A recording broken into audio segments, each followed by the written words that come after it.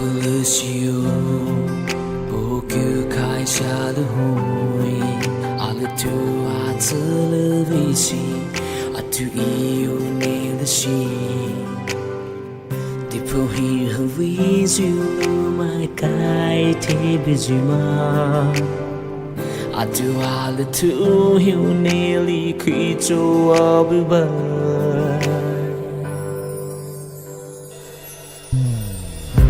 Sai tì lê ai về đâu rai tì lê khi tì lê khâu va về xua ai đào lại cả chú kê cho lu ao là si tì lê khai về bên nơi lỡ si cho chỉ cha pa chú kê li cho về lo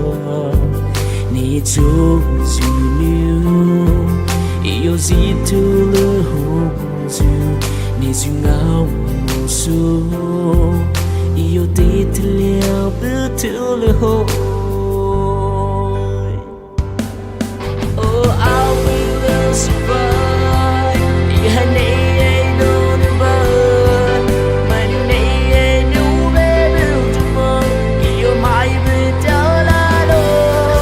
Inu cho dù tơ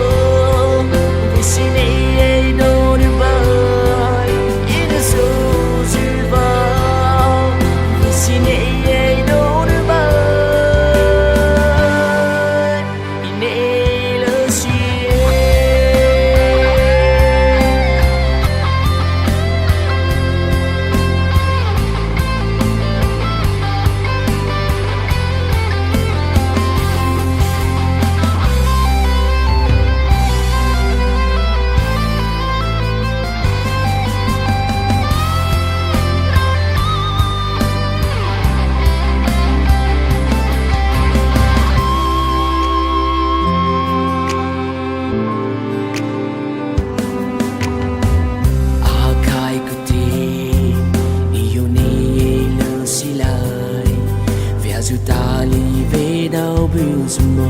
inu ni khâu lơ lại ai vì là si ngao ba dư mai biểu mơ